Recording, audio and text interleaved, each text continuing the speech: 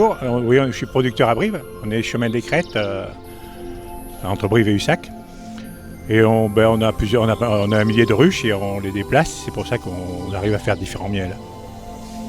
Et la gelée royale, comment c'est fabriqué? Vous en faites, vous?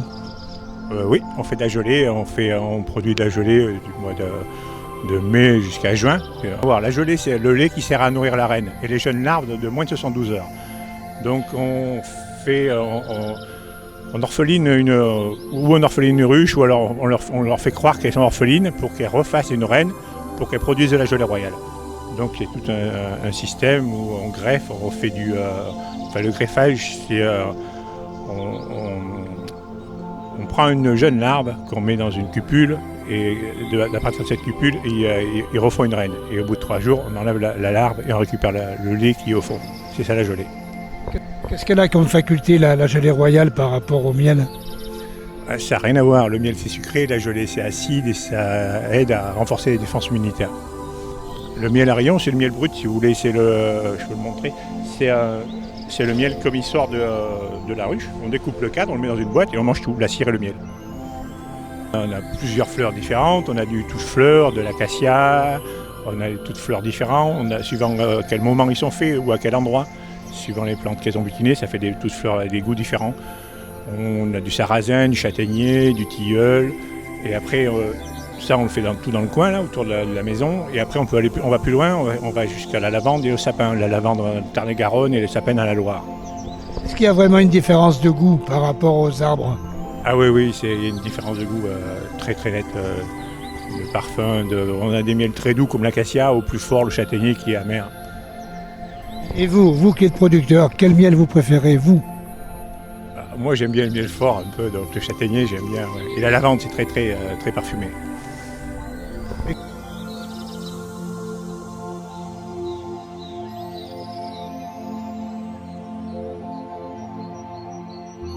J'ai rencontré la société Rucher Ruchette de France qui allait en fait stopper son activité, et donc j'ai décidé de reprendre la marque et de pouvoir fabriquer des ruches à mon propre compte pour les clients existants et des nouveaux clients.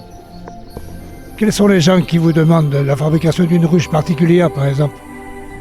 Alors les demandes de fabrication aujourd'hui, ça peut être des particuliers qui ont des besoins assez précis. Là, je suis en train de développer un modèle sur la Varée, il y a de plus en plus de demandes sur ce produit-là.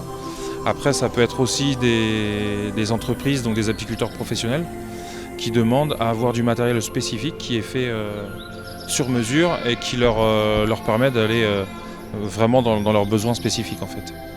Alors les dimensions, les standards, on va être sur des dadans, 10 cadres, 6 cadres. Maintenant, on fait aussi du 8 cadres et il y a aussi les anciennes qui sont les 12 cadres. Et aujourd'hui, en fait, ce qui se passe, c'est que les gens peuvent avoir des besoins spécifiques aussi pour contrer le problème du vol qu'on a sur les ruches. Donc, ils demandent des formes, des dimensions un peu spécifiques, de façon à ce que les gens puissent pas voler en fait leur corps de ruche. Ils prennent des dimensions exprès pour pas que ce soit adaptable avec des cadres du grand public, on va dire. Mais en général, les gens vont plutôt se conformer aux standards existants qui vont être du dadan, du varé, du langstrot, des choses comme ça, quoi. Et dans ces modèles de ruches-là, c'est du bois qui est donc du pin maritime, qui est massif, donc il n'y a pas de collage, c'est vraiment des planches entières. Et donc c'est du pin qui vient des forêts des Landes, donc qui est au plus près de ma zone d'activité en fait. Parce que moi je suis à côté de Poitiers, à Montcontour, dans le nord de la Vienne. Et donc ça permet d'avoir du bois local, aussi pour éviter tout ce qui est environnemental, les pollutions et autres. Ça permet de travailler au plus près de l'activité des clients, quoi. J'aurais pensé plutôt pour du châtaignier par rapport à l'humidité, non? Oui, alors après le châtaignier est assez lourd et moi ça m'embête un peu. Alors on fait du bon miel avec le châtaignier. Moi ça me fait un peu mal au cœur de le mettre dans les ruches, alors que le pin maritime, on a des forêts qui sont exploitables pour ça, et toute la chaîne de production est dimensionnée. On arrive à se fournir assez facilement, donc ça m'embête un peu. Tilleul châtaignier, ça m'embête toujours un peu de le mettre dans la ruche quand on voit que ça nourrit tellement bien nos abeilles, quoi.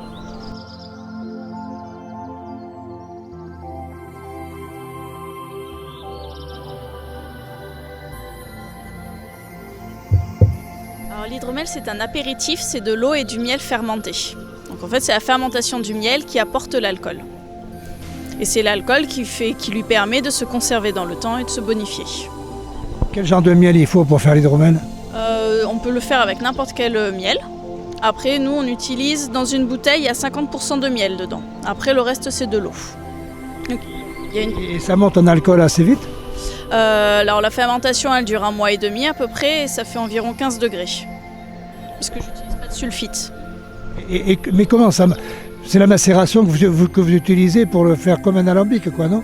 Non, c'est vraiment c'est une fermentation, c'est pareil que le vin. Donc je mélange mon miel avec l'eau, j'y ajoute mes levures et ça part en fermentation tout seul. Et donc voilà. Et en degrés alors c'est combien? Ça fait 15 degrés. C'est une liqueur, un apéritif? C'est un apéritif, ouais. Un apéritif ou un digestif? Oui, apéritif ou digestif, ça, ouais.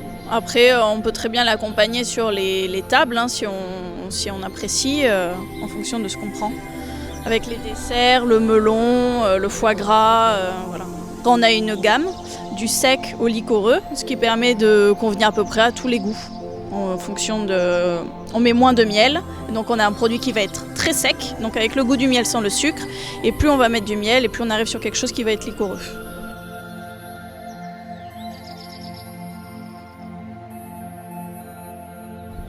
Ah oui, donc je me suis spécialisé dans les miels monofloraux pour les propriétés inhérentes aux plantes.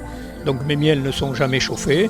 Je fais du miel de trèfle blanc, du miel de pissenlit, enfin mes abeilles plus précisément, du miel de rose, du miel de châtaignier, de la bourdaine, j'ai fait cette année même de l'érable sycomore. Voilà, ma spécialisation c'est exclusivement des miels monofloraux pour les propriétés donc des plantes.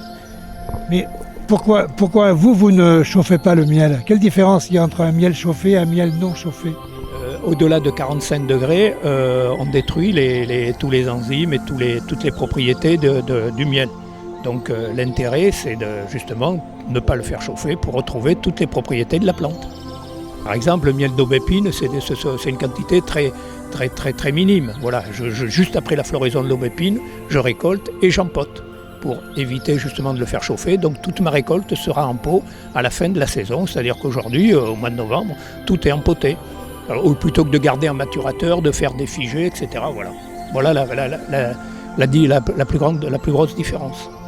Le miel de pissenlit, je le récolte, on va dire, au mois de mai. Fin mai, on récolte le miel d'acacia. Au mois de juin, fin juin, on récolte le miel de bourdaine. Et je termine la dernière récolte sur le plateau de Millevaches au mois de fin octobre avec le miel de bruyère. Miel de bruyère qui est très particulier, un miel qui a énormément de propriétés et qui nécessite, je dirais, un appareil spécial pour l'extraire. Ça s'appelle une picoteuse parce que c'est un miel qui est gélatineux. Donc voilà, il faut avoir la machine spéciale pour l'extraire, sinon il ne sort pas. Nous sommes apiculteurs depuis 1947, c'était mon père qui était donc apiculteur professionnel, ensuite mon frère et toute la famille, j'allais dire, mon frère Jean-Luc est également dans l'apiculture, mon frère l'était, j'ai un neveu qui est apiculteur, voilà, c'est un virus qu'on a, c'est le mauvais virus qu'on a attrapé il y a très longtemps. Donc il faut être propriétaire d'un bout de terrain pour pouvoir installer des ruches? Non, je vais exclusivement chez des gens qui veulent bien accueillir mes ruches. Essentiellement des agriculteurs, des terrains qu'ils n'utilisent pas. Les ruches sont dans les bois, dans des endroits où ça gêne personne. Sur le plateau de Millevaches, nous sommes sur un terrain d'un agriculteur. Voilà. Ce sont essentiellement des agriculteurs pour lesquels ça présente intérêt d'avoir des abeilles puisqu'on pollinise également leur récolte.